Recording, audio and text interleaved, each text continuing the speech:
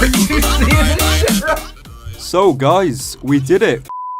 As the YouTube social landscape grows larger every day with the creation of each new channel, there becomes an increase in the amount of controversy between clashing members and communities. This is only natural given the fact that there are simply more people to cause it. In these circumstances, it's quite common for the communities as a whole to self-reflect on the drama that occurs in and amongst themselves, for both informational and entertainment-based reasons. On YouTube, this has resulted in a sub-community being formed that report on this drama. Members of this community tend to reply to controversy that goes on within the confines of YouTube, typically by summarizing the background information and providing their own insight. This group of people is commonly known as the commentary community. In regards to the specifics, commentary channels are quite varied with how they present themselves. One approach is that their videos can have practically anything going on in them as background footage while another person commentates over it. So yesterday there was a straw poll I found on the Paracynical subreddit. What gameplay should I have in the background for my next video? CSGO Surf or Connect 4? And unfortunately by the results the Connect 4 won by quite a stretch, so ladies and gentlemen, I present to you a reaction commentary video with fucking Connect 4 in the background. All while intersplicing in footage of the controversy in question. More often than not though, the people will instead have an avatar they use to represent themselves that will switch expressions. This is something akin to the methods used by storytime animators. Now on paper, this may sound absolutely harmless, but the title should be an indication that that's not always true. There has been a lot of discussion around the ethics of the commentary community in regards to channels like Leafy is Here, but I'm not going to talk about that because what else can possibly be said at this point? Of course, these channels have the capacity to do harm when they have a large fan base. That's true no matter what type of channel you're talking about. No, instead I'm going to be discussing the problems these channels have in terms of content quality, rather than the damage that can come from the influence they have. Now there's one simple reason why I would touch such a stupid subject, and that's simply because as far as I know, no one else in my inner circle of friends has discussed it yet. And I'm tired of inadvertently dogpiling on whatever subject Loser Mark and Turkey Tom cover a month before me. I have this theory that the three of us are specifically caught in an infinite loop of plagiarism where one person's ripping off the last for all eternity. Specifically, one of us comes up with something original, then we copy one another until the loop plays out. So in an attempt to beat Mark and Tom to the punch on this one, I decided to venture out into the dark corners of my own mind and attempt to come up with an original idea. Weird, I know. And after a minor brain aneurysm, I realized that the perfect subject was bad commentary channels. Believe it or not, I don't actively go out to burn bridges with people, so I'm not going to be giving names directly, for the most part, but will instead be showing tropes of a classically bad commentary channel. And believe me, you've probably seen this kind of channel at least once. So without further ado, these are the top 5 tropes of bad commentary channels. Number 1. Bad audio quality. Now this could apply with any genre on YouTube, but having a decent microphone becomes especially important when your videos are commentary driven, and this definitely highlights when you have a bad one.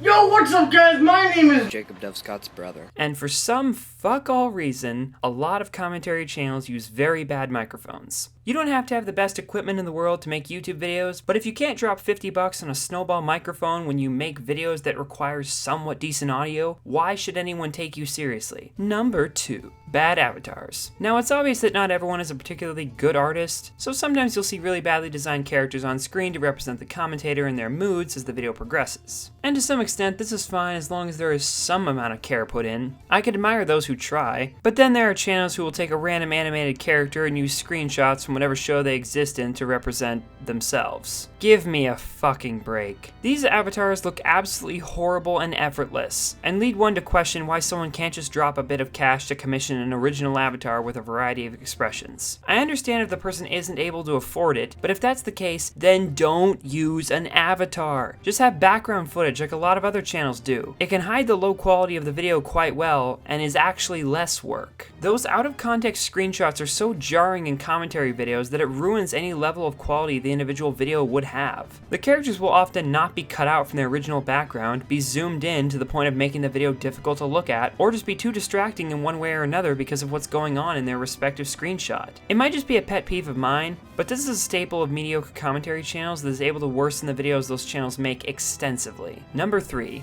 Hypocrisy. A lot of commentary channels like to thrive on drama and criticize people while acting as if they are exempt from these critiques as well. Sometimes they'll even embody the very thing they're making fun of and indirectly destroy their own credibility in the process. Number 4. Kidding themselves. Stereotypically bad commentary channels are usually created because you actually think that anyone cares about your opinion on the internet. If a channel reports on controversial events and serves as a hub for information, then that's one thing. But if the purpose of your videos is to tell people what you personally think, then you're the lowest scum of the earth and nobody loves you. Number 5. Lack of self-awareness. You'll actively upload videos while being completely unaware of trope number 4 and will try to gain an audience by spouting opinions online. Those who are already popular in the commentary community are able to do this because they have a perceived level of power that gives some amount of credibility to their words and leads people to value them. But not you. You're a depressed high school dropout who's sitting at home right now trying to penetrate the commentary community because you know deep down that nobody cares about you, and you're trying to gain an internet following to give the illusion that your opinions actually mean something. You grind every day while pushing any semblance of happiness you could be having in that moment to the side, just to put up another video pushing your opinions onto other people so that you can someday feel like your life has a purpose. But it doesn't. Unless you miraculously gain a following through sheer luck, you'll be stuck in a meaningless cycle in your quest for influence, all while trying to distract yourself from the fact that you'll never get it, and this online venture is the only way to justify things by convincing yourself that your hard work will eventually pay off and someone will finally give you the attention you desperately crave. Number 6.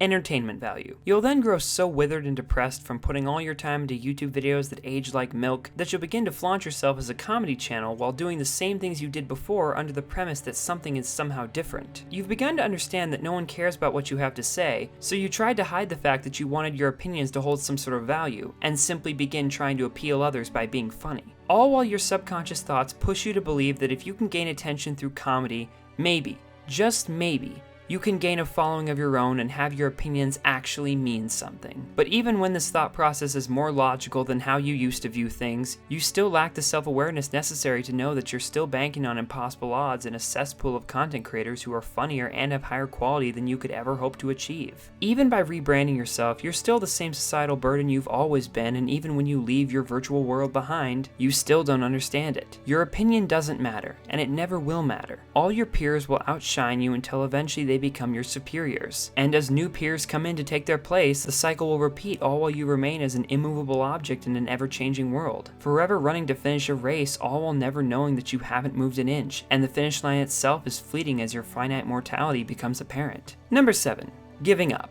Whether it be a gun, noose, or channel deletion, you'll eventually stop in your tracks as you realize the implications of what you've done. You've shoveled meaningless drivel onto the YouTube landscape and watched as it took your toll on your physical and mental health. All while literally everyone else you know passes you by and leaves you behind. Now you have successfully heightened your awareness of how mediocre you truly are, and you desperately long for an out. Though as time passes, you realize that you'll never regain what you've lost from that portion of your life, and you seek external aid from elsewhere in the world as you attempt to move on, though only to realize that you've become so intertwined with your online presence that you can't. Number 8.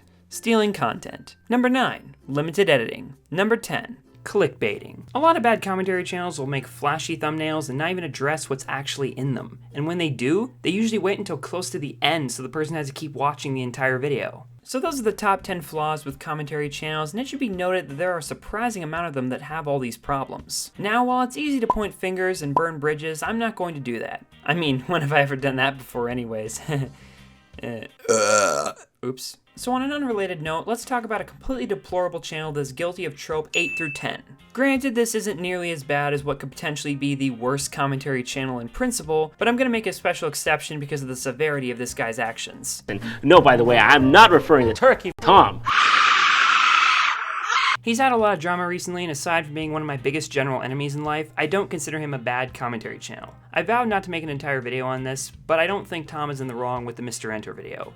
Sure, Tom was harsh, but the pedophile comments everyone is going on and on about were only made in passing, and within the context of the video itself, they're just edgy jokes. Ah, good. A weird, lonely, socially inept man is going to be explaining what it is like to grow up like a little girl. Well, I guess their interest in My Little Pony and dating prepubescent boys will be one thing in common. Tom's channel isn't bad, but oh boy was it funny to see his reaction when I sent him this thumbnail. Anyway, on to the actual bad commentary channel. We're not going to be talking about Tom. We're instead going to be talking about a channel whose actions are far more more serious than Tom or any other member of the commentary community so far. Those actions specifically cluster around the idea of plagiarism. A lot of channels plagiarize one another, and I've had my own share of bottom feeders attempting to steal my intellectual territory on YouTube. The primary perpetrators of this are the aforementioned Loser Mark and Turkey Tom, but Staxolotl also comes to mind. So in case you guys don't know, he reviews channels. He stole my thing before I even did it.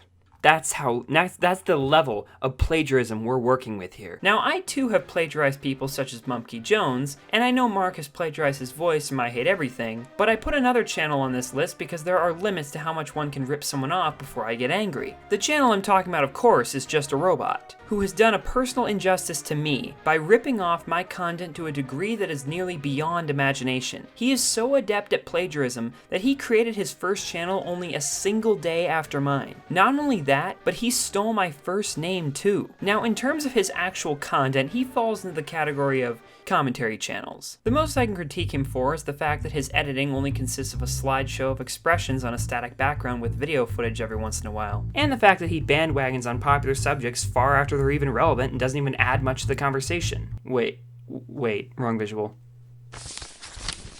There we go. A lot of people also tend to complain about his voice, but I've never found it too grating to listen to. I'm going to become arrogant, and there's going to be a whole bunch of exposed videos about me. So to me personally, he doesn't appear to be guilty of trope number 1. When considering these factors, it isn't nearly enough to label him as a bad channel because his videos are still entertaining and informative. However, I believe that these instances of plagiarism are inexcusable, and I have evidence to suggest that Just a Robot may actually be a pseudonym and/or persona for another aforementioned plagiarist. That being Staxolotl. On paper, the two seem to have a lot in common in terms of content, and Just a Robot actually gave one of Stax's earliest videos a shout out that helped him get started. Very much mirroring the situation between Mumpkey Jones and me. On top of this being another level of plagiarism entirely, it could also be a cleverly hidden tactic to give attention to his second channel, Staxolotl, without letting people know that it was his channel. Not to mention, the name Just a Robot is inherently secretive. It's as if he's trying to convince you that he is just a robot and nothing more. His robot persona could also be an excuse to alter his voice and blur the lines between him